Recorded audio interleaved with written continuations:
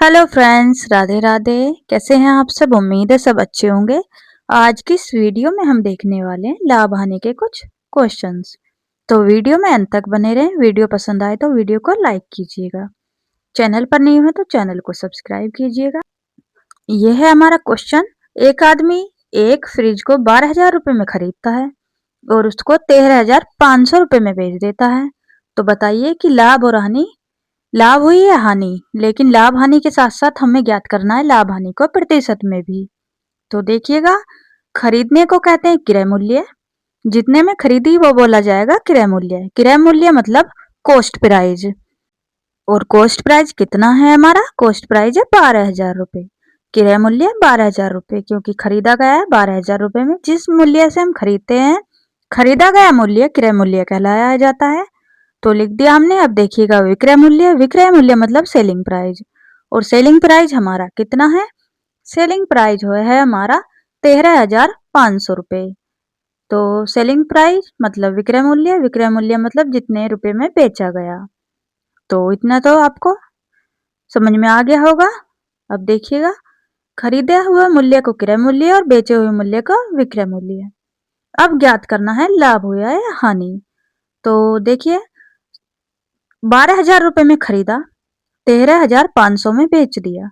कम पैसों में खरीदा, ज्यादा पैसों में बेच दिया। तो सीधी सी बात है कि हमें लाभ हुआ।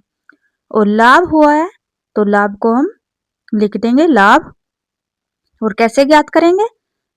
विक्रय मूल्य में से क्रय मूल्य को घटाकर। तो लिखेंगे विक्रय मूल्य माइनस क्रय मूल्य, लिख देंगे यहाँ पर। और हमारा निकल के आ जाएगा लाभ। तो लिख दिया। अब हम लिखेंगे लाभ। और विक्रय मूल्य कितना है हमारा? 13,500 रुपया है। तो लिखेंगे 13,500 और माइनस क्या करना? क्रय मूल्य। क्रय मूल्य क्या है? 12,000 रुपया है। तो लिख दिया हमने। अब लाभ कैसे आएगा? घटा देंगे, हमारा लाभ आ जाएगा। और 13,500 में से 12,000 गया तो सीधा सीधा हमारा 1,500 रुपये लाभ का आ गया। लेकिन हमें लाभ ज्ञात नहीं करना, लाभ प्रतिशत में ज्ञात करना है, लिखा हुआ है। तो लाभ प्रतिशत में ज्ञात करने के लिए हमें फॉर्मूला लिखना है। फॉर्मूले की हेल्प से हम लाभ को प्रतिशत में निकालेंगे। और फॉर्मूला हमारा बेहद ही सिंपल सा है, आपको देखते ही फटाक से याद हो जाएगा। तो लिखते हैं अपना फॉर्मूला और निकालते हैं लाभ को प्रतिशत में। तो लिखेंगे लाभ प्रतिशत बराबर, लाभ को निकाल रहे हैं तो लाभ ही लिखेंगे लाभ, हानि निकालते तो हानि लिख देते। और बटे में क्रय मूल्य। क्रय मूल्य मतलब कॉस्ट प्राइस। कॉस्ट प्राइस मतलब जितने रुपए में खरीदा। और गुणा में 100, लिख दिया हमने। अब फिर लिखेंगे लाभ प्रतिशत और अब लिखेंगे इनकी वैल्यूज, अमाउंट। तो लिखते हैं, ये अलग से पेन से लिख दिया मैंने ताकि आपको अच्छे से दिखाई दे। कठिन नहीं है कि आप फॉर्मूला याद ना कर पाए। लाभ निकाला, लाभ लिख दिया, बटे में क्रय मूल्य और गुणा में 100 लिख दिया। तो लाभ प्रतिशत लिखेंगे और बराबर लाभ कितना आया हमारा? 1,500 रुपया आया, वो हमने यहाँ पर लिख दिया। और बटे क्रय मूल्य। क्रय मूल्य कितना था हमारा? 12,000 रुपया था, लिख दिया। और गुणा में 100 लिख देंगे हम, ये लिख दिया। अब काटा पीटी कर देंगे। नीचे दिख रही है आपको 3 जीरो, तो 3 जीरो कट करेंगे जितना हमसे कट हो सकता है। सवाल को जितना सिंप्लीफाई कर सकते हैं उतना कर लेंगे हम।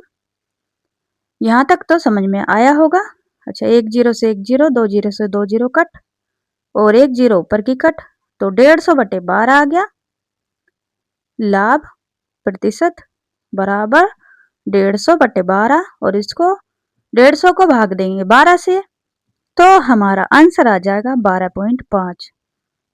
12.5% आ गया हमारा आंसर। तो बताइएगा, यहाँ तक आपको कोई डाउट है तो कमेंट सेक्शन पूछ सकते हैं।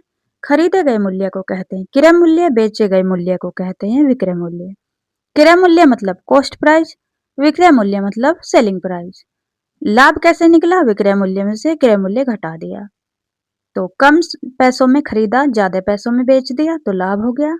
लाभ का फॉर्मूला लाभ बटे क्रय मूल्य और गुणा 100। लाभ पूछा होता तो ऊपर ही निकल गया था, लेकिन प्रतिशत में पूछा तो हमें प्रतिशत में निकाल दिया।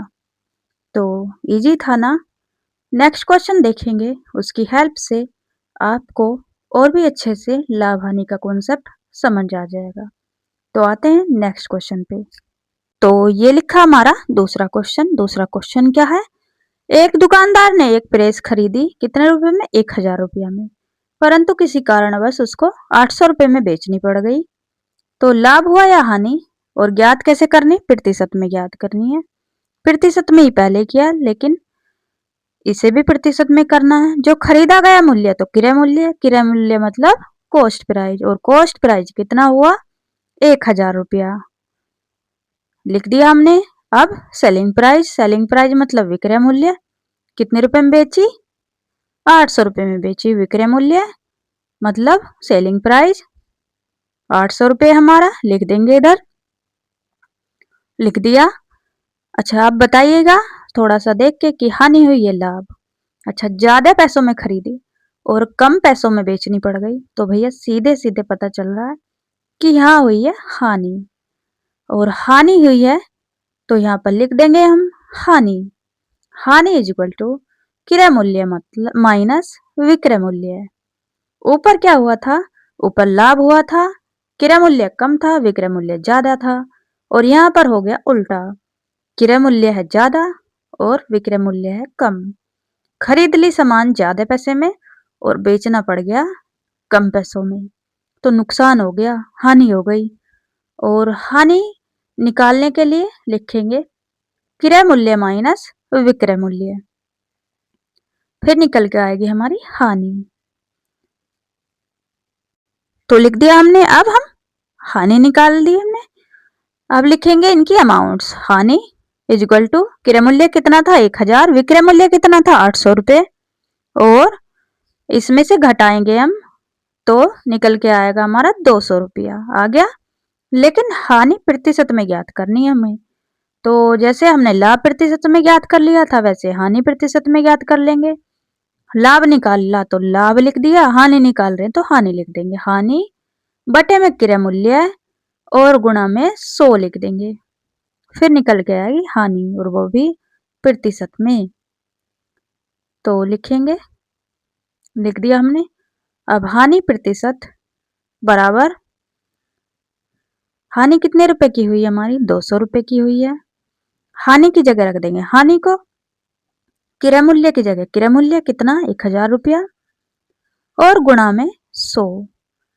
तो ये तो ज्यादा ही सिंपल है, कट जाएगा फटाक से। तो 20% हमारा आंसर आ गया।